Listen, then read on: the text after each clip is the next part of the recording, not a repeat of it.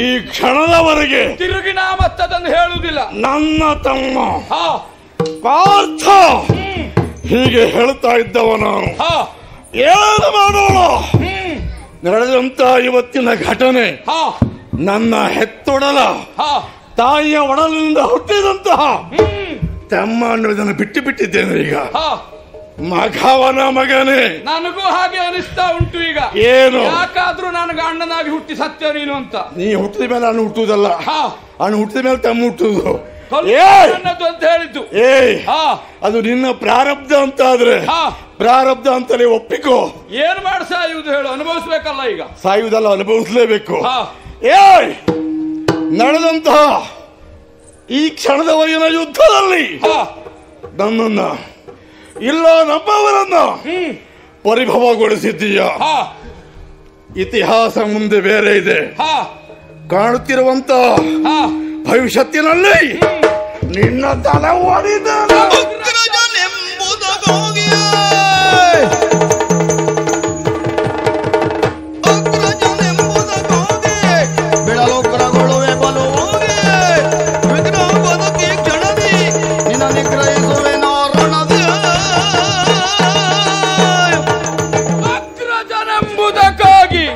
ಅದೊಂದೇ ಕಾರಣ ನಿನ್ನನ್ನು ಇಷ್ಟೊತ್ತಿನವರೆಗೆ ಮರ್ಯಾದೆಯಿಂದ ಸಂಬೋಧಿಸುವುದಕ್ಕೆ, ಬೇರೆ ಮಾತನ್ನಾಡದೇ ಇರುವುದಕ್ಕೆ.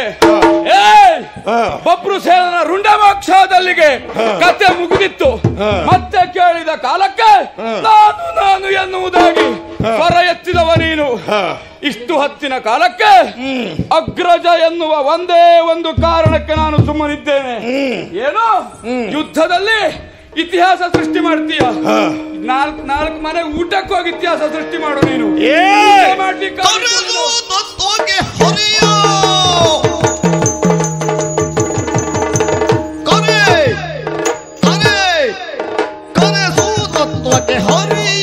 ಧ್ವಜ ಕಿರಿಸೋ ಗೋಡಿನ ಕಪ್ಪಿಯ, ಧ್ವಜ ಕಿರಿಸೋ ಗೋಡಿನ ಕಪ್ಪಿಯ ಬೆಂಬಲಗೆ ಶಿವನು ನೀ ಕರೆಸು ತಲೆಯ ಕಾಮವನು. ಏನು ಕರೆಸು ತತ್ವಕ್ಕೆ ಹರಿಯ? ನಿನಗೆಲ್ಲ ಅವಶ್ಯಕತೆ ಇಲ್ಲ. ತಡಿಯ, ನನಗೆಲ್ಲ ಅವಶ್ಯಕತೆ ಇಲ್ಲ. ಯಾಕೆ? ಒಳ್ಳೆ ಪಾಕಶಾಸ್ತ್ರ ಪ್ರಾವೀಣ್ಯ ಇದ್ರೆ ಕಳ್ಸಿಕೊಡ್ತೇನೆ ಅಡುಗೆ ಮಾಡಿ ಬಡಿಸ್ಲಿಕ್ಕೆ. ಹಾಗಲ್ಲ, ನನಗೆಲ್ಲ ಅವಶ್ಯಕತೆ ಇಲ್ಲ ಅಂತ ಹೇಳಿದೆಯಲ್ಲ. ಇದುವರೆಗಿನ ಅನುಭವದ ಅಡಿಯಲ್ಲಿ ಆ ಮಾತು ಸರಿಯೇ ಹೌದು. ಯಾಕಂದ್ರೆ ನನಗೆ ಯುದ್ಧ ಆಗುವಂತ ಅನಿವಾರ್ಯತೆ ಬಂದದ್ದಿಲ್ಲ. ಅದಕ್ಕಾಗಿ ಆ ಅನುಭವ ನನಗಿಲ್ಲ. ಆದ್ರೆ ಇವತ್ತು ಬೇಕಿತ್ತೋ ಬೇಡದಿತ್ತೋ ನಮ್ಮಣ್ಣ ಎತ್ತಿದಂತ ಪ್ರಶ್ನೆ, ತುಂಬಿದಂತಹ ಸಮಾವಲಯದಲ್ಲಿ ಎಷ್ಟೋ ಕಷ್ಟಪಟ್ಟು ಮಹಾಭಾರತ ಯುದ್ಧವನ್ನು ಅಜ್ಜಾಯಿಸಿ ಹಿಂದೆ ವನವಾಸ ಅಜ್ಞಾತವಾಸದಲ್ಲಿ ಕಳೆದ ಬೇಗುದಿಯಲ್ಲನ್ನೆಲ್ಲ ಮರೆತು ಸುಖದಿಂದ ರಾಜ್ಯಭಾರ ಮಾಡ್ತಾ ಇದ್ದೇವೆ ಅಂತ ಯೋಚನೆ ಮಾಡುವಾಗ ಭಾರತ ಯುದ್ಧವನ್ನ ಗೆದ್ದವರು ಯಾರು? ಧ್ವನಿ ಸಣ್ಣದ ಮಾಡಿ ಹಣ್ಣು ಕೇಳಿದ್ದು. ಅದು ನನ್ನ ಧ್ವನಿಯೇ ಹೀಗೆ. ಅವ ಹೇಳಿದ್ದೇನು? ಮಾಡುದಿಲ್ಲ, ನಿನ್ನ ಹತ್ರ ದೊಡ್ಡದು ಮಾಡ್ಲಿಕ್ಕಾದ್ರೂ ಮಾಡು. ಹಾಗಲ್ಲ, ಧರ್ಮರಾಜ ಎತ್ತಿದ ಪ್ರಶ್ನೆ ಅದು. ಭಾರತ ಹವವನ್ನು ಗೆದ್ದವರು ಯಾರು? ಲೋಕ ತಿಳಿದ ವಿಷಯ ಪಾರ್ಥ ಎನ್ನುವುದು. ಯಾಕೆ ಗಡ್ಬಿಡಿ, ಬಹಳ ಬೇಗ ಮುಗಿಸುವ ಹುನ್ನಾರದಲ್ಲಿದ್ದಂಗೆ ಕಾಣ್ತದೆ. ಬೇಗ ಮುಗಿಸುವುದಿಲ್ಲ. ಹಾಗಲ್ಲ, ಹಾಗೆ ಮುಗಿಸ್ತೇನೆ. ಹೀಗೆ ಹೋದ್ರೆ ಹಾಗೆ ಮುಗಿಯುವುದಿಲ್ಲ. ಅದು ಅದಕ್ಕಾಗಿ ಹೇಳುದು. ಭಾರತ ಹವವನ್ನು ಗೆದ್ದವರು ಯಾರು? ಹೀಗೊಂದು ಪ್ರಶ್ನೆ. ಅದು ಪ್ರಸ್ತುತವೋ ಅಪ್ರಸ್ತುತವೋ ಆದ್ರೆ ನಮ್ಮಣ್ಣನಿಗೆ ಬಂತು. ಆ ಕಾಲಕ್ಕೆ ತುಂಬಿದ ಸಭೆ, ಎಲ್ಲರೂ ಕುಳಿತಿದ್ದಾರೆ. ನಾನಿನ್ನೇನು ನಾವಿನ್ನು ಮಾತು ಪ್ರಾರಂಭ ಮಾಡಬೇಕು ಕೋಳಿ. ಸ್ವಲ್ಪ ಗಂಟ್ಲೆಲ್ಲ ಸರಿ ಮಾಡಿಕೊಂಡು ಎದ್ದು ನಿಲ್ಲುವುದ್ರ ಒಳಗಡೆಗೆ ಇವ ಎದ್ದು ನಿಂತಾಯ್ತು. ನೀ ಆಲಸ್ಯ ಆದ್ರೆ ಯಾರೇನು ಮಾಡ್ಲಿಕ್ಕೆ ಹಾಗಲ್ಲಯ್ಯ, ಒಂದು ವ್ಯವಸ್ಥೆ ಉಂಟು. ಬಹುಶಃ ಅಲ್ಲಲ್ಲ, ಪಾಠಶಾಲೆಯಲ್ಲಿ ಲೆಕ್ಕಾಚಾರದ ಅಥವಾ ಗಣಿತದ ಮೂಲಕ್ರಿಯೆ ಪಾಠವೇ ಆಗಲಿಲ್ಲ ನನಗೆ ಅಂತ. ಯಾರಿಗೆ? ಯಾಕಂದ್ರೆ ಯಾವತ್ತೂ ಸಹಿತ ಒಂದು ಆರೋಹಣ ಕ್ರಮ ಇಲ್ಲ, ಇನ್ನೊಂದು ಅವರೋಹಣ ಕ್ರಮ. ನಮ್ಮ ಪಾಂಡವರಲ್ಲಿ ತಬ್ಬಂದಿರ ಅಭಿಪ್ರಾಯ ಅಣ್ಣ ಕೇಳಿದ್ದು ಬಹಳ ಕಡಿಮೆ ಉಂಟು. ಒಂದು ಸಂಧಾನ ಪ್ರಕ್ರಿಯೆಯಲ್ಲಿ ಕೇಳಿದ್ದ, ಅಣ್ಣನೇ ಕೇಳಿದ್ದ ಅನ್ನೋದಕ್ಕಿಂತ ಕೃಷ್ಣನ ಬಳಿ ಕೇಳುವ ಹಾಗೆ ಮಾಡಿದ್ದ. ಅಲ್ಲಿ ನಾವು ಮಾತಾಡಿದ್ದೇವೆ. ಅಲ್ಲಿ ಮಾತಾಡಿದ್ದು ಹೇಗೆ? ಅಣ್ಣ ಮಾತಾಡಿದ ಮೇಲೆ ಎರಡನೇ ಭೀಮಸೇನ, ನಾನು ಮಾತಾಡಿದ್ದೇನೆ. ಹೋದರೆ ಏನ್ ಮಾಡುದು? ಆಮೇಲೆ ನೀನು ನನ್ನ ಪೀಠಿಕೆಗೆ ಇದು ವಿಷಯ. ಆರೋಹಣ ಅನ್ನುವುದು ಅವರೋಹಣ ಅನ್ನುವುದಕ್ಕೆ ಅಂದ್ರೆ ಒಂದ ಮೇಲಿನಿಂದ ಕೆಳಗೆ ಬರಬೇಕು, ಇಲ್ಲ ಕೆಳಗಿನಿಂದ ಅನುಕ್ರಮವಾಗಿ ಮೇಲೆ ಹೋಗಬೇಕು. ಅಣ್ಣ ಕೇಳಿದ ಪ್ರಶ್ನೆಗೆ ಎರಡನೇವನಾದಂತ ನಾನು ಮಾತಾಡುವ ಕ್ರಮ ಉಂಟು ಎಂಬಲ್ಲಿಗೆ ನಾನು ಮಾತಾಡ್ಲಿಕ್ಕೆ ಹೊಡೆದ ಒಳಗಡೆ ನೀನು ಎದ್ದಾಯ್ತು. ಈಗ ಎದ್ದು ನೀನು ಹೇಳಿದ್ದೇನು?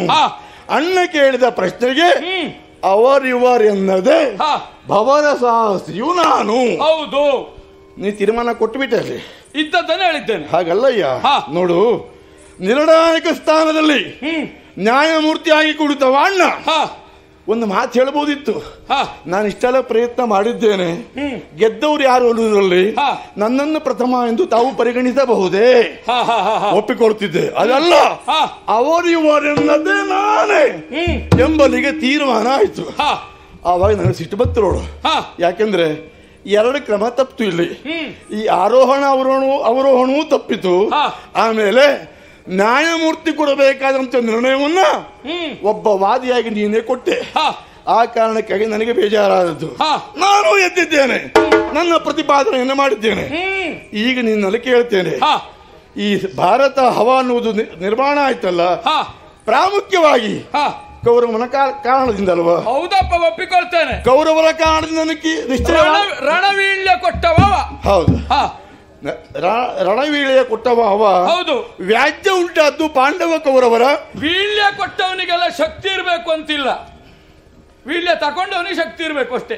ನಾನು ಹೇಳಲಿಕ್ಕೆ ಹೊರಟಂತ ಮಾರ್ಗವೇ ಬೇರೆ, ನೀನು ಅದನ್ನು ಗುರುಸ್ತಾ ಇರುವ ಮಾರ್ಗವೇ ಬೇರೆ. ಆಯ್ತು, ನಿನ್ನ ಮಾರ್ಗ ನಾನು ಹೇಳ್ತಾ ಇರುವುದೇನು?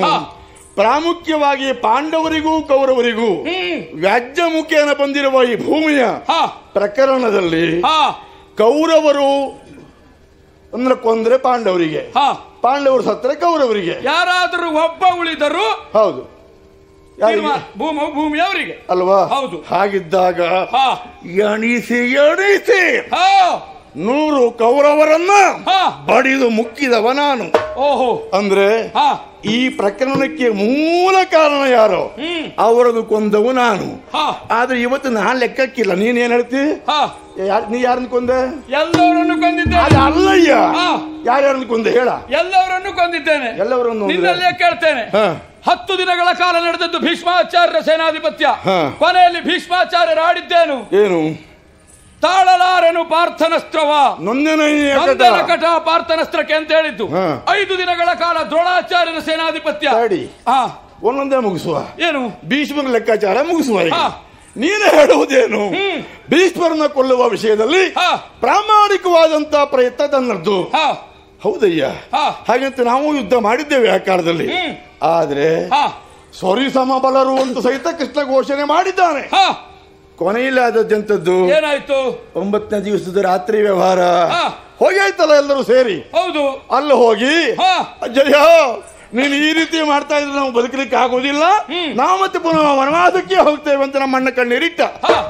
ಆವಾಗ ಭೀಷ್ಮಾಚಾರ್ಯ ಹೇಳಿದ್ದೇನು? ಶಿಖಂಡಿಯನ್ನು ತಂದು ಎದುರಿಗೆ ನಿಲ್ಲಿಸಿ ಯುದ್ಧ ಮುಗಿಸ್ತೇನೆ ಅಂತ ಆಡಿದ್ರು. ನಾನು ಶಿಖಂಡಿ ಬಂದ, ಅಜ್ಜ ಶಸ್ತ್ರಾಸ್ತ್ರ ಇಟ್ಟ, ಆವಾಗ ನಿಂದು ಪುಂಕಾನ ಕಟ ಪಾರ್ಥನಸ್ತ್ರಕ್ಕೆ ಅಂತ ಹೇಳಿದ್ದು ಹೌದಲ್ವಾ? ಹೌದಯ್ಯ, ಅವ ಶಸ್ತ್ರಾಸ್ತ್ರ ತೆಗೆದು ಇಟ್ಟ ಮೇಲೆ ನೀ ಬಿಟ್ಟದ್ದು.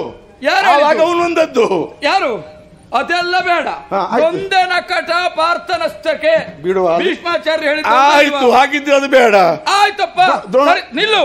ಅದೇ ಹೌದು ಅಂತ ಆದ್ರೆ ನೊಂದೇ ನಕಟ ಪಾಂಡವರಿಗೆ ಅಂತ ಹೇಳ್ಬಹುದಿತ್ತು, ಯಾಕೆ ಹೇಳಲಿಲ್ಲ? ಶಿಖಂಡಿ ಬಂದ ಮೇಲೆ ಅವರು ಶಸ್ತ್ರಾಸ್ತ್ರ ತೆಗೆದಿಟ್ಟ ಮೇಲೆ ನೀನು ಹೊಡೆದ ಮೇಲೆ ಅವರಿಗೆ ಮೊದಲೇ ನಿರ್ದಿಷ್ಟ ಆದದ್ದು ಅದು. 9 ದಿನ ನೊಂದ ನಕಟ ಯಾಕೆ ಹೇಳಲಿಲ್ಲ? ಅದು ನೀ ಭೀಷ್ಮಾಚಾರ್ಯಲ್ಲೇ ಕೇಳಬೇಕು. ಅದು ಅಲ್ಲಿ ಹೋಗು, ಬಹಳ ಹೊತ್ತು ಬೇಡ, ಕಳಿಸ್ತೇನೆ ನಿನ್ನನ್ನು. 10ನೇ ದಿನ ಅವ್ರು ಯಾಕೆ ಹೇಳಿದ್ರು? ಅವರಿಗೆ ಹೋಗುವ ಕಾಲ ಬಂದಿತ್ತು ಈ ಅರ್ಜುನನಿಂದ. ಅವ್ರು ಆಗಲೂ ಹೋಗ್ಲಿಲ್ಲ ಬಿಡು. ಸರಸಿಯಲ್ಲಿ ಮಲಗಿದ್ರು. ನೀನು ವಾಕ್ಯ ಶಬ್ದಾರ್ಥ ಮಾಡಬೇಡ, ವಾಕ್ಯಾರ್ಥ ಮಾಡಬೇಡ, ಭಾವಾರ್ಥ ಮಾಡು. ನೋಡು, ಭೀಷ್ಮಾಚಾರ್ಯರು ಸರಸೆಯಲ್ಲಿ ಮಲಗಿದ್ರು. ದ್ರೋಣರ ಪರ್ವ ಪ್ರಾರಂಭ ಆಯ್ತು. ದ್ರೋಣರಾಡಿದರೇನು? ಅರ್ಜುನನೊಬ್ಬ ತಪ್ಪಿದರೆ ಮಿಕ್ಕ ದುರ್ಜಟಿಗಳು ತನಗಿದ್ದೀರೆ ಎನ್ನುವುದಾಗಾಡಿದರು. ಭೀಮನ ಸುದ್ದಿ ಹೇಳಲಿಲ್ಲ ಅವರು, ನಕುಲ ಸುದ್ದಿ ಹೇಳಲಿಲ್ಲ, ಸಹದೇವನ ಸುದ್ದಿ ಹೇಳಲಿಲ್ಲ, ಧರ್ಮರಾಜನ ಸುದ್ದಿ ಹೇಳಲಿಲ್ಲ. ಅರ್ಜುನನೊಬ್ಬ ತಪ್ಪಿದರೆ ಎನ್ನುವುದಾಗಿ ಆಡಿದರು. ಮತ್ತೆ ದ್ರೋಣರು ಹೋದ ಮೇಲೆ ಕರ್ಣರು ನನ್ನ ಯುದ್ಧ ಪ್ರಾರಂಭ ಆಯಿತು. ಅಲ್ಲೊಂದು ಸೂಕ್ಷ್ಮ ಉಂಟು. ಏನು ಸೂಕ್ಷ್ಮ ಉಂಟು? ದ್ರೋಣಾಚಾರ್ಯರು ನಿನಗೆ ಬೇಕಾಗಿದ್ದಲ್ಲ ಸೂಕ್ಷ್ಮ. ಇಲ್ಲ, ಪದ್ಮವ್ಯೂಹವನ್ನ ಬಲಿದ್ರು. ಅಲ್ಲಿ ಪದ್ಮವ್ಯೂಹ ಬಲಿದ ಮೇಲೆ ಅಲ್ಲ, ನೀನು ಹೇಳಿದೆಲ್ಲ, ಪದ್ಮವ್ಯೂಹವನ್ನು ಬಲಿದ ಮೇಲೆ ಆ ಚಕ್ರವ್ಯೂಹದಲ್ಲಿ ಅನಿವಾರ್ಯವಾಗಿ ನಮ್ಮೆಲ್ಲರ ಕುಡಿಯಾದಂತಹ ಈ ಕುರುವಂಶದ ಭಾಗ್ಯಚಂದ್ರಮನಾದಂತಹ ಅಭಿಮನ್ಯು ದಾರುಣವಾಗಿ ಸತ್ತ. ನನ್ನ ಮಗನ ಅವ. ಹೌದಯ್ಯ, ಅವ ಸತ್ತಾಗ ನಾವೆಲ್ಲ ದುಃಖ ಪಟ್ಟಿದ್ದೇವೆ.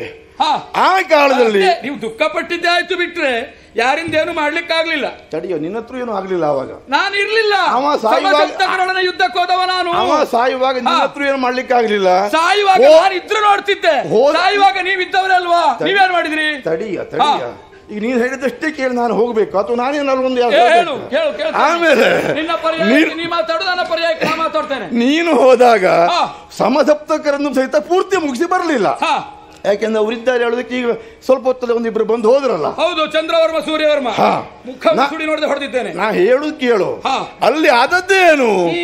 ನಿನ್ನ ಮಗನ ದಾರುಣವಾದಂತ ಹತ್ಯೆಗೆ ಮೂಲ ಕಾರಣ ಆ ಚಕ್ರವ್ಯೂಹ. ಹೌದು. ಆದ್ರೆ ಆ ದಾರಿಯಲ್ಲಿ ಒಬ್ಬ ಜಯದ್ರಥ ನಿಂತಿದ್ದ. ಹೌದು. ನೀನು ಅಭಿಮನ್ಯು ಸತ್ತ ಅಂತ ಸುದ್ದಿ ಕೇಳಿದಾಗ ಪದ್ಮವ್ಯೂಹವನ್ನ ಬಳಿದಂತ ದ್ರೋಣಾಚಾರ್ಯರಿಗೆ ಒಂದು ಕೈ ತೋರಿಸ್ತಾನೆ ಹೇಳಿ ಶಪಥ ಮಾಡುದು ಬಿಟ್ಟು ಅವ ಹೇಳಿದ್ದಕ್ಕಾಗಿ ನಿಂತ ಮಾಡ ದಾರಿಯಲ್ಲಿ ಜಯದ್ರಥ. ಹೌದು, ಜಯದ್ರಥನ ಕೊಡ್ತೆ ಅಂತ ಶಪಥ ಮಾಡಿದೆ. ಇದು ಸರಿಯಾ? ಇದು ಸರಿಯೇ. ಯಾಕೆ ಜಯದ್ರಥ ಅಲ್ಲಿ ನಿಲ್ಲಿಲ್ಲ ಅಂತ ಆದ್ರೆ ಚಕ್ರವ್ಯೂಹ ಸಫಲ ಆಗುತ್ತಾ ಇರಲಿಲ್ಲ. ಅವನಿಗಿದ್ದದ್ದು ವರ. ಆ ವರದ ಮುಖೇನವಾಗಿ ಅಭಿಮನ್ಯುವಿನ ಸಾವಿಗೆ ಕಾರಣನಾದವ ಆ ದಿಸೆಯಲ್ಲಿ ಜಯದ್ರಥನನ್ನು ಕೊಲ್ತೇನೆ ಅಂತ ಪ್ರತಿಜ್ಞೆ ಮಾಡಿದ್ದು. ಆಯ್ತು, ಮುಂದೆ ಕರ್ಣಪರ್ವಕ್ಕೆ ಆಗಿದ್ರೆ ಮುಗಿತು. ದ್ರೋಣಪರ್ವ ಮುಗಿತಾ? ಮುಗಿದು ಹೋಗಿದೆ. ಕರ್ಣಪರ್ವ ಪ್ರಾರಂಭ ಮಾಡು ಈಗ. ಕರ್ಣಪರ್ವದಲ್ಲಿ ಮಹಾಭಾರತ ಸಂಗ್ರಾಮದ ನಿರೀಕ್ಷೆ ಯುದ್ಧ ನಾನು ಮಾಡಿದವ. ಯಾರು? ಅವನ ಮಗನಲ್ಲಿ ಪೆಟ್ಟು ತಿಂದು ಬಂದವ ನೀನು. ಹೌದೌದು. ಹೌದಾ? ಹೌದಪ್ಪ. ಅದೆಲ್ಲ ಸೇಡನ್ನ ನಾ ತೀರಿಸಿದ್ದೇನೆ. ನೀ ಎಂತದ್ದು ಕರ್ಣನ ಕೊನ ದ್ರೋಣ ಕೇಳುದು ಅಂತ. ಕರ್ಣ ಬದುಕಿದ್ದಾನೆ ಇನ್ನು? ಹಾಗಲ್ಲ, ಮತ್ತೆ ಕೊಲ್ಲುವಾಗ ನಿನ್ನ ವೈಶಿಷ್ಟ್ಯವೇ ಇಲ್ಲ ಅಲ್ಲಿ. ಯಾಕಂದ್ರೆ ಕರ್ಣನ ಕೊನೆಯ ಹಂತಕ್ಕೆ ಬಂದಾಗ ನಿನ್ನ ಅಪ್ಪ ಬಂದೇನೋ ತೆಗೆದುಕೊಂಡು ಹೋದ, ಶ್ರೀಹರಿ ಬಂದೇನೋ ಕೇಳ್ಕೊಂಡು ಹೋದ. ಕೊನೆಗೆ ಡಿಂಬ ಮಾತ್ರ ಇತ್ತು ಅಲ್ಲಿ. ಏನೂ ಇಲ್ಲದ ಆ ಡಿಂಬಕ್ಕೆ ಹೋಗಿ 2 ಬಾಣ ಬಿಟ್ಟು ನೀವೊಬ್ಬ ಕರ್ಣನ ಕೊಂದು ಕರ್ಣಾರ್ಜುನ ಕಾಳದ ಅರ್ಜುನ ಅದ ನೀನು. ಕರ್ಣಾರ್ಜುನ ಕಾಳದ ಅರ್ಜುನ ಆದದ್ದಲ್ಲ. ಅದೆಲ್ಲ ಆಗುವಲ್ಲಿ ನನ್ನ ಸಾಹಸ, ನನ್ನ ಯೋಗ. ಅದು ನಿಮ್ಮ ಹಣೆ ಬರಕ್ಕೆ ಯೋಗ ಇಲ್ದಿದ್ರೆ ನಾ ಹೊಣೆಗಾರ. ಸರಿಯಪ್ಪ. ಈಗ ನಾನು ಹೇಳುದು ಇಷ್ಟೆಲ್ಲ ನಿನ್ನ ಪ್ರಖರತೆಯ ಹಿಂದೆ ಹೊರ ಇದ್ದದ್ದಕ್ಕಾಗಿ ಆದದ್ದು. ಈಗ ಅವನ ಕಾಲ ಸೋಯುತ್ತ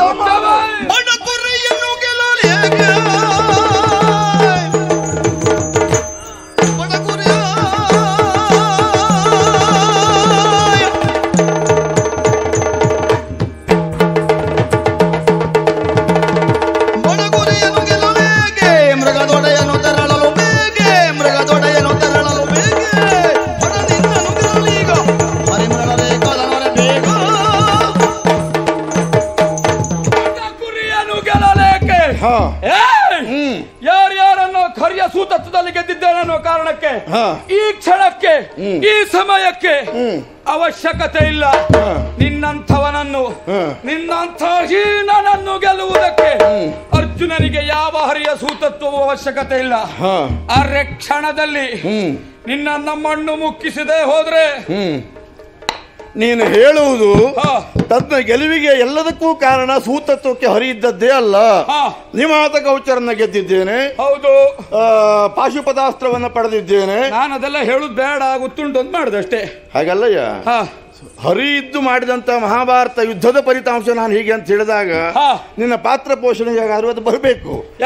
ಯಾವುದು ಹರಿ ಇಲ್ಲದೆ ನೀವು ಮಾಡಿದ್ದೇನೆ ನೋಡು. ಇವತ್ತಿನ ಈ ಸಂದರ್ಭಕ್ಕೆ ಏನು ಬೇರೆ ತಲೆಬಿಸಿಯಲ್ಲಿ ಇಲ್ಲ ತಲೆಬಿಸಿ ಅಲ್ಲ. ಇವತ್ತು ನಾವು ತಲೆಬಿಸಿ ಮಾಡ್ಕೊಂಡಕ್ಕೆ ಇಷ್ಟೆಲ್ಲ ಆದದ್ದು. ತಲೆಬಿಸಿ ಮಾಡ್ಕೊಳ್ತಿದ್ರೆ ಏನೂ ಆಗ್ತಿರ್ಲಿಲ್ಲ. ಅದೆಲ್ಲ ಬೇಡ.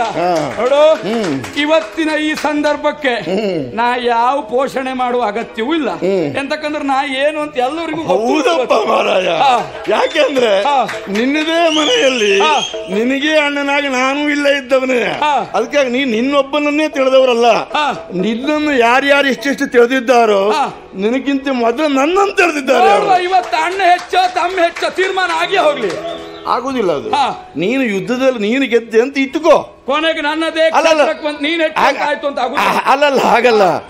ಯುದ್ಧದಲ್ಲಿ ಗೆದ್ದ ಮಾತ್ರಕ್ಕೆ ವಿಷಯದ ಗೆಲುವು ಅಂತಲ್ಲ, ಅಲ್ಲ, ಅದು ತೋಳ ತೀಟೆಯ ಗೆಲುವು ಅಂತ ಆಗ್ತದೆ ಅಷ್ಟೇ. ಯುದ್ಧದಲ್ಲಿ ಸೋಲ್ತಿ ಅಂತ ನಿನಗೆ ತೀರ್ಮಾನ ಉಂಟು. ಹಾಗಲ್ಲ, ಗೆಲುವೇ ವಿಷಯದ ನಿಲುವಲ್ಲ ಅನ್ನೋದನ್ನು ನಿನಗೆ ಹೇಳಿದೆ. ಅದಲ್ವೇ ಅಲ್ಲ, ಭಾರತ ಸಂಗ್ರಾಮ ಜಯಿಸಿದವ ನೀನು, ಹೌದಾ?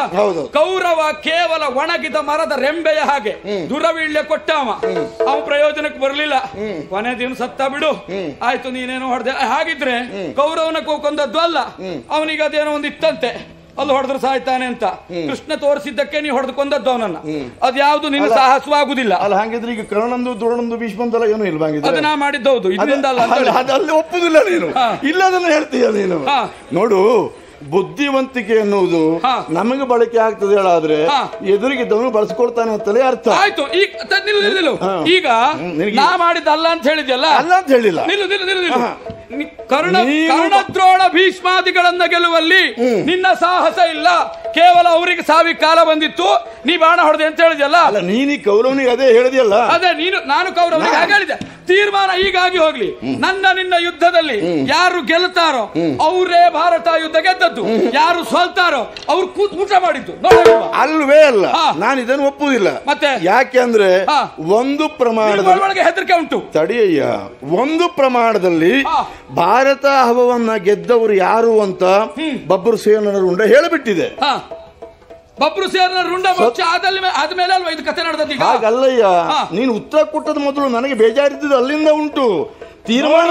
ಧರ್ಮರಾಜ ಪ್ರಶ್ನೆ ಕೇಳಿದ ಕಾಲಕ್ಕೆ ಬಬ್ರು ಸೇನರ ರುಂಡ ಹೊಡೆದ ಎಷ್ಟೊತ್ತಿಗೆ ಹೊಡೆದವ್ ಯಾರು? ಹೊಡೆದವ್ ನಾನೇ. ಎಷ್ಟೊತ್ತಿಗೆ ನಿನಗೆ ಗೊತ್ತು? ಅದಕ್ಕೆ ನಾ ಹೇಳ್ತಾ ಇರೋದು, ಹಿಂದೆ ಮುಂದೆ ಮಾಡ್ಕೊಳ್ಬೇಡ.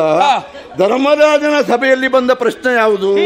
ಭಾರತ ಹವವನ್ನು ಗೆದ್ದವರು ಯಾರು ಅಂತ. ಹೌದು. ಆಮೇಲೆ ಪ್ರಾರಂಭ ಆಗಿ ನಾರದರು ಬಂದು ವಿಷಯ ಕೃಷ್ಣನಿದ್ದಲಿಗೆ ಹೋಗಿ ಅವ ಇಲ್ಲಿವರೆಗೆ ಬಂದು ನಾವೆಲ್ಲ ಕುರುಕ್ಷೇತ್ರಕ್ಕೆ ಹೋಗಿ ಆವಾಗ ಅವ ಏನು ಹೇಳ್ದ? ಚಕ್ರ ಮತ್ತು ಚಂಡಿಕೆ ಇದೆರಡು ಕಾರಣ ಅಂತ ಆಡಿದ. ಹೌದು. ಅಲ್ಲಿಗೆ ಇನ್ನು ಮುಂದೆ ನೀವು ಜಗಳ ಹೊಡ್ಕೊಳ್ಬೇಡಿ, ಮನೆಗೆ ಹೋಗಿ ಅಂತ ಹೇಳ್ದ. ಹೌದು. ಅಲ್ಲಿಗೆ ಒಂದು ಪ್ರಮಾಣದ ಇತ್ಯರ್ಥ, ಒಂದು ಪ್ರಮಾಣದಲ್ಲ 100ಕ್ಕೆ 100 ಇತ್ಯರ್ಥ ಅದೇ. ಆಮೇಲೂ ಜಗಳ ಪ್ರಾರಂಭದ ಯಾಕೆ? ನೀನು ಅಲ್ಲೂ ನೀನೇ ಮುಂದೆ ಇಲ್ಲೇ ನಾನು ಆ ಕರ್ಣನಿಗೆ ಬಿಟ್ಟು ಬಾಣಕ್ಕೆ ಅವ ರಕ್ತ ಕಾರಿ ಬಿದ್ದದ್ದು ಹೇಗೆ ಅಂದ್ರೆ ಅಂತ ನೀನು ಹೇಳಿದೆ. ನಿನಗೆ ಉರಿದದ್ದು ಯಾಕೆ? ಅದಕ್ಕೆ ನನಗೆ ಉರಿದಿಲ್ವ ಅವಾಗ? ನಾ ಅಂದೆ ಇಲ್ಲೇ ನಾನು ದುಶ್ಯಾಸನ ಅದೇ ಬಗದದ್ದು ಹೇಗೆ ಅಂತ. ಅಷ್ಟಿಗೆ ನನಗೆ ಮತ್ತೆ ಅಲ್ಲಿ ದ್ರೋಣರು ನೆನಪಾಯ್ತು. ಹೌದು. ಅಲ್ಲಿ ನನಗೆ ಮತ್ತೊಬ್ಬ ಕೌರವನು ಯಾರೋ ನೆನಪಾಯ್ತು. ಶ್ರುತಿ ಏರ್ತಾ ಹೋಯ್ತು. ಮಾಡಿಕೊಳ್ಬೇಡ, 99 ಜನ ಇದ್ದಾರೆ ಬಿಡು. ಹೌದು, ಎಲ್ಲ ಬೇಡ ಅದು ಯಾಕಂದ್ರೆ ಸಂಖ್ಯೆ ನಂದೇ ಹೆಚ್ಚುಂಟು. ಹೌದು. ಅವರದ್ದೆಲ್ಲ ಕೊಂದು ನಾನು ಮುಗಿಸಿದ್ದು ಸುದ್ದಿ ಪ್ರಾರಂಭ ಅದಾದ್ಮೇಲೆ ಈಗಿರುವುದೇನು? ನೀನು ಏಕಪಕ್ಷೀಯವಾಗಿ ತಾನೇ ಗೆದ್ದವ ಅಂತ ಹೇಳಿದ ಒಂದು ವಿಷಯದ ಬಗ್ಗೆ ಮಾತ್ರ ಬೇಸರ ಬಿಟ್ರೆ ಭಾರತ ಹವ ಗೆದ್ದವರು ಯಾರು ಹೇಳೋದ್ರ ಬಗ್ಗೆ ತೀರ್ಮಾನ ಆಗಿ ಹೋಯ್ತು. ನೋಡು, ಸಂಪೂರ್ಣ ತಪ್ಪು, ಈ ಪ್ರಸಂಗ ತಪ್ಪು ಹಾಡಿಡ್ಲಿಕ್ಕೆ ನೀನೇ ಕಾರಣ. ಒಂದು ಎದ್ದು ನಿಂತು ಅಂದು ನಾನು ಎದ್ದು ನಿಂತು ಹೇಳಿದ್ನಲ್ಲ ನಾನು ಗೆದ್ದವ ಅಂತ, ಆಗ ನೀ ಎದ್ದು ನಿಂತು ಒಂದು ಮಾತು ಹೇಳ್ಬೋದಿತ್ತು. ನೀ ಹಿರಿಯ ಅಲ್ವಾ, ಹೇಳ್ಬೋದಿತ್ತು. ನಾನಲ್ಲ, ನೀನು ಅಲ್ಲ, ನಮ್ಮೆಲ್ಲರ ಪ್ರಯತ್ನ ಅಂತ ಹೇಳಿದ್ರೆ ಪ್ರಸಂಗವೇ ಇರ್ತಾ ಇರ್ಲಿಲ್ಲ. ಪ್ರಸಂಗ ಮುಂದುವರಿಸಿದ್ದ ನೀನು ಅಲ್ಲ, ಅದು ನೀನು ಹೇಳ್ಬೋದಿತ್ತಲ್ಲ. ಯಾಕೆ ಹೇಳಿದ್ದು? ನೀ ಎದ್ದಾಗ ಆಯ್ತಪ್ಪ, ನಾ ತಪ್ಪಿದೆ ಅಂತ ಇಟ್ಕೊಳ್ವಾ. ನೀ ಅಣ್ಣ ಅಲ್ವಾ, ನೀ ಬುದ್ಧಿ ಹಚ್ಚಿದ್ದವಲ್ಲ, ನೀ ಹೇಳ್ಬೋದಿತ್ತಲ್ಲ. ಓಹೋ, ಈಗ ನಿಮಗೆ ಬೇಕಾದಾಗೆಲ್ಲ ಅಣ್ಣಂದ್ರಿಗೆಲ್ಲ ಬುದ್ಧಿ ಹೆಚ್ಚಿರ್ತದೆ. ಹೌದು. ನಿಮಗೆ ಅಗತ್ಯ ಇಲ್ಲದೆ ಹೋದಾಗ ಅಣ್ಣ ಬುದ್ಧಿ ಬಿಟ್ಟ ಮಾಡ್ತಾನೆ. ಇದೆಲ್ಲ ಬಹಳ ನೋಡಿ ಆಗಿದೆ.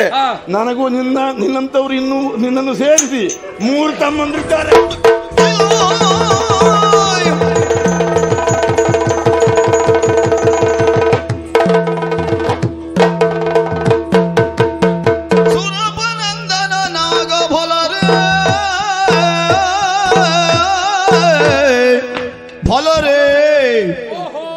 ಮರುತ ಜಾತ ಪರಾಕ್ರಮಗಳ ಮೆರೆಸದಿರೋ ಫಲರೇ, ಮರುತ ಜಾತ ಪರಾಕ್ರಮಗಳ ಮೆರೆಸದಿರೋ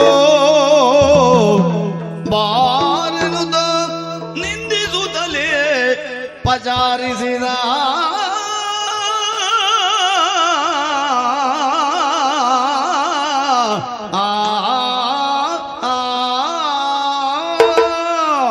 ಅರೇ ಮೃಗೋದರ ಗೆದ್ದ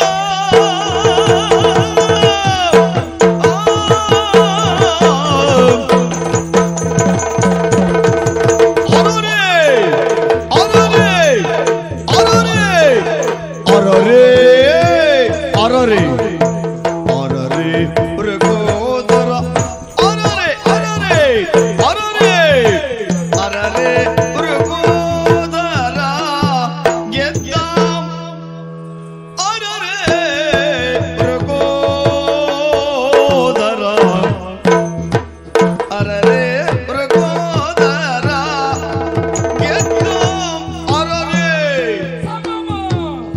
ಅರೇ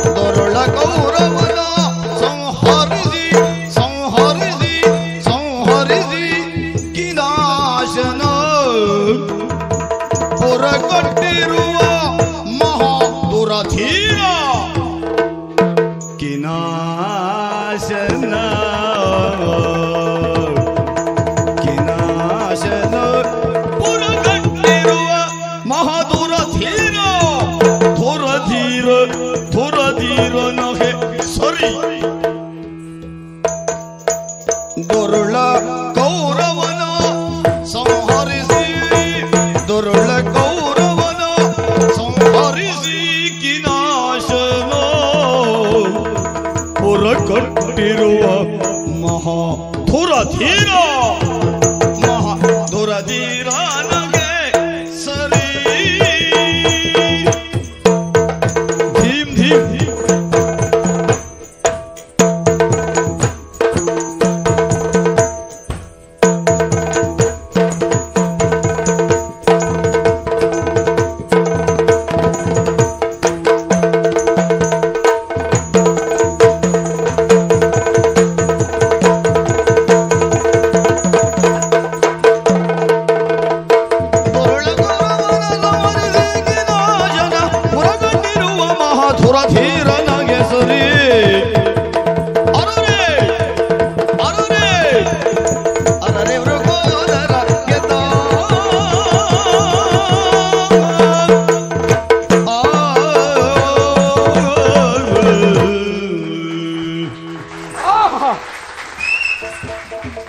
ನೋಡಿದಿರಾ? ಮಹಾಭಾರತ ಯುದ್ಧ ಗೆಲ್ಲಿದ ಭೀಮಸೇನನ ಪರಾಕ್ರಮ. ಇಷ್ಟು ಮಾಡಿದ್ನ ಇಲ್ವಾ? ಮಾತಾಡ್ಲಿಕ್ಕೆ ಆಗುದಿಲ್ಲ ನನ್ನ ಹತ್ರ, ಹಾಗಾಗ್ತಾ ಉಂಟು. ಯಾಕೆ? ಯುದ್ಧ ಗೆಲ್ಲಿದವ ಇವನೇ, 100 ಜನ ಕೌರವರನ್ನು ತರಿದವ, ಹೇಗೆಲ್ಲ ಯುದ್ಧ ಮಾಡಿಬಿಡ್ತಾನಂತ ಗ್ರಹಿಸಿದ್ದೆ. ಏನೂ ಇಲ್ಲ, ಹೇಳ್ಕೊಳ್ಲಿಕ್ಕೆ ಒಂದು ದೊಡ್ಡ ಜನ ಬಿಟ್ರೆ ಮತ್ತೇನೂ ಇಲ್ಲ. ಒಂದಾಗ್ತದೆ ಇವನಲ್ಲಿ, ಯಾವುದು? ಬಂಡಿ ಬಂಡಿ ಅನ್ನವನ್ನು ಉಣ್ಣಲಿಕ್ಕೆ. ಹಾಗಾಗಿ ಹೇಳಿದ್ದು ವ್ರಕೋದರ ಎನ್ನುವುದಾಗಿ. ಒಂದೊಂದು ದಿನ ಗದಾಪರ್ವದಲ್ಲಿ ಕೌರವರನ್ನು ಹೊಡೆದು ಯಮನಪುರಿಗಟ್ಟಿದ್ದೇನೆ ಎನ್ನುವುದಾಗಿ ಘಂಟೋಘೋಷವಾಗಿ ಆಡಿಕೊಂಡ ಇವ. ನಮಗೊತ್ತುಂಟು ಎಲ್ಲ, ನಾವೆಲ್ಲ ಸಿದ್ಧತೆ ಮಾಡಿ ನಾವೆಲ್ಲ ಪೂರ್ವ ತಯಾರಿ ಮಾಡಿಟ್ರೆ ಸ್ವಾಮಿಗಳು ಬಂದು 4 ಸಲ ಹೀಗೆ ಹೀಗೆ ತಿರುಗಾಡಿ ನಾ ದೊಡ್ಡವ ಅಂತ ಕಾಣಿಸ್ಕೊಂಡು ಹೋಗುವಂತ ಮಾಡಿದ್ರು. ಅಷ್ಟು ಸುಲಭಕ್ಕೆಲ್ಲ ಬಿಡ್ಲಿಕ್ಕೆ ಆಗುದಿಲ್ಲ. ದುರುಳ ಕೌರವನ ತರಿದು ಕಿನಾಶನಪುರ ಕಟ್ಟಿದಂತಹ ಮಹಾಧುರವೀರ ಇವ. ಎಷ್ಟೆಲ್ಲ ಎಷ್ಟೆಲ್ಲ ಎಷ್ಟೆಲ್ಲ ಜಂಭದ ಮಾತುಗಳನ್ನಾಡಿದ, ಒಂದೂ ಫಲಿಸಲಿಲ್ಲ. ಹೇಳಿದ್ದಲ್ಲ ಆಗಲೇ ನಾನು. ಈಗ ತೀರ್ಮಾನ ಆಗುತ್ತದೆ ಭಾರತ ಯುದ್ಧವನ್ನು ಗೆಲ್ಲಿದವ ಯಾರು ಎನ್ನುವುದಾಗಿ. ಗಾಂಧೀವವನ್ನು ಹಿಡಿದು ಯುದ್ಧ ಮಾಡಿದೆ, ಸೋತ. ನಾನು ಗಾಂಧೀವ ಹಿಡಿದದ್ದೌದು, ಪ್ರಭುಗಳ ಕೈಯಲ್ಲಿ ಒಂದು ಗಾದೆ ಇರಬೇಕಿತ್ತಲ್ಲ.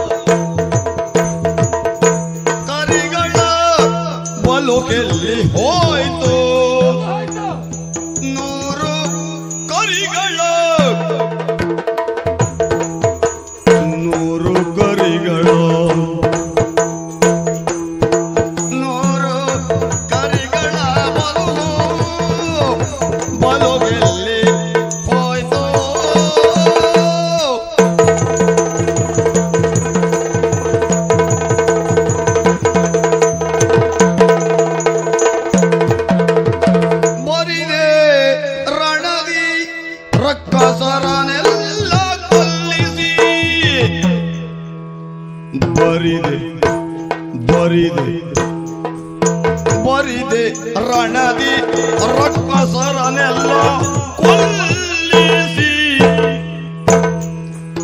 ಧರೆಯ ಮೇಲ್ ಬಿದ್ದು ನೀಗಿ, ಧರೆಯ ಮೇಲ್ ಬಿದ್ದು, ಧರೆಯ ಮೇಲ್ ಬಿದ್ದು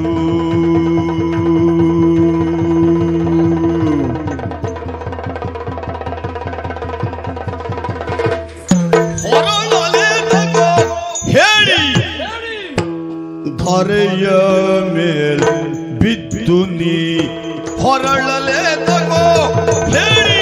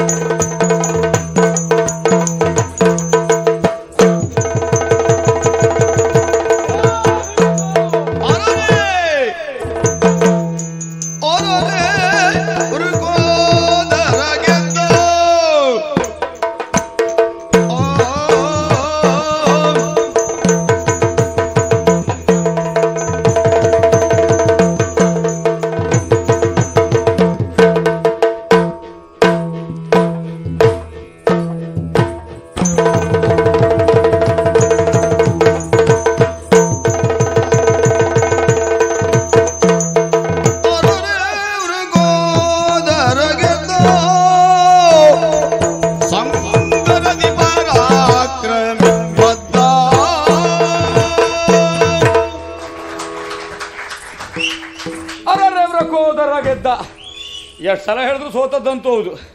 ಹೀಗೆ ಹೇಳ್ತಿದ್ರೆ ನಾವು ಮಾತಾಡಿ ಮಾತಾಡಿ ಸೋಲ್ಬೇಕಾಗ್ತದೆ ಅಷ್ಟೇ, ಇನ್ನೇನಿಲ್ಲ. ಹಿಡಿದಂತಹ ರುಧಿರೋದ್ಗಾರಿ ಒಂದು ಕಾಲಕ್ಕೆ ಶತಗಜತ್ರಾಣಿ ಎನಿಸಿಕೊಂಡಂತಹ ಭೀಮಯ್ಯ ಇವತ್ತು ಈ ಪ್ರಾರ್ಥನೆದಲ್ಲಿ ಯಾವುದು ಪ್ರಯೋಜನಕ್ಕೆ ಬಾರದೆ ಹೋಯಿತು. ಏ ಭೀಮಸೇನ, ಸೋತೆಯಲ್ಲ ಪ್ರಾರ್ಥನೆದಿರಲ್ಲಿ, ವರಕಥ ದಂಡ ಏನಾಯ್ತು? ಎಲ್ಲಿಟ್ಟೆ ಉದ್ಯಾನವನದಲ್ಲಿಟ್ಟ್ಯೋ ನಿನ್ನ ಗದಾದಂಡವನ್ನ? ಎಲ್ಲೂ ಇಟ್ಟಿರು, ಏನು ಮಾಡು.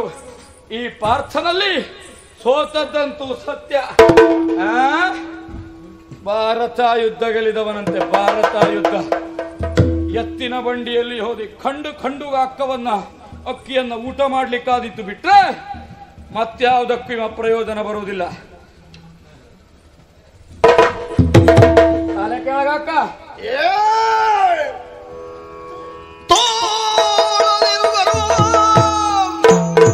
ತೋಳದಿರು ಗರ್ವವ ಕಿರೀಟಿ ಮೊತ್ತರಿವೆ ಕ್ಷಣದೇ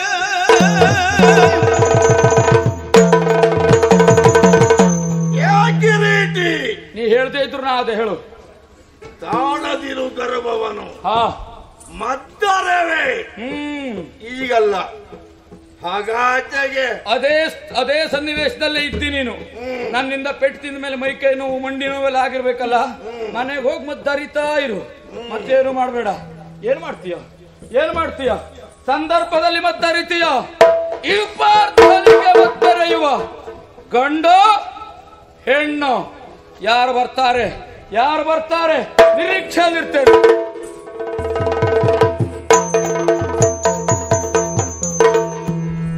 ಇವ ನಾನು ಬಿದ್ದ ಮೇಲೆ ಎರಡು ಮಾತಾಡಬೇಕು ಆಗಷ್ಟು ಮಾತು ಇಟ್ಕೊಂಡಿದ್ದಂಗೆ ಕಾಣ್ತದೆ. ಹೌದು ನೋಡಿ, ಹೌದೌದು. ಆಮೇಲೆ ನಾನು ಕೂತ ಮೇಲೆ ಒಂದು ಜೋರು ಶುರುವಾಯ್ತು. ಆಗ್ಲಿ ಆದ್ರೆ ಹೊಸ ಒಂದು ದಾರಿಯನ್ನು ಹುಟ್ಟು ಹಾಕಿ ಹೋದ್ರಲ್ಲ ಇವ. ಏನು ತಮ್ಮನಾದಂತ ಈತ ಅಣ್ಣನಾದವನೊಂದ ಪ್ರಶ್ನಿಸುವುದೊಂದೇ ಅಲ್ಲ, ಅಣ್ಣನ ಮಾನಕ್ಕೆ ಕುತ್ತು ತರುವ ಹಾಗೆ ಪೆಟ್ಟನ್ನು ಕೊಡುವುದಕ್ಕೂ ಮುನ್ನುಗ್ತಾನೆ ಅಂತ ಆದ್ರೆ ನಾನು ಯಾಕೆ ಮುಳ್ಳಿಂದಲೇ ತೆಗಿಬಾರದು? ಅಣ್ಣನಿಗೆ ತಮ್ಮ ಹೊಡೆದ್ರೆ ಆಗ್ತದೆ, ಹೆಂಡತಿ ಗಂಡನಿಗೆ ಹೊಡೆದ್ರೆ ಆಗುದಿಲ್ವಾ? ನಾವೊಂದು ಹೊಸ ದಾರಿ ಮಾಡುವ, ಬುದ್ಧಿ ಬರಬೇಕು ಇವರಿಗೆ. ಮಾಡದೆ ಹೋದದ್ದು ಮಾಡಿದ್ರೆ ಮಾಡಬಾರ್ದನ್ನೇ ಉಣ್ಣಬೇಕಾಗ್ತದೆ. ಅದೊಂದು ಪ್ರಪಂಚಕ್ಕೆ ಪಾಠ ಆಗಲಿ. ಮಾಡ್ತೇವೆ ಇದಕ್ಕೆ.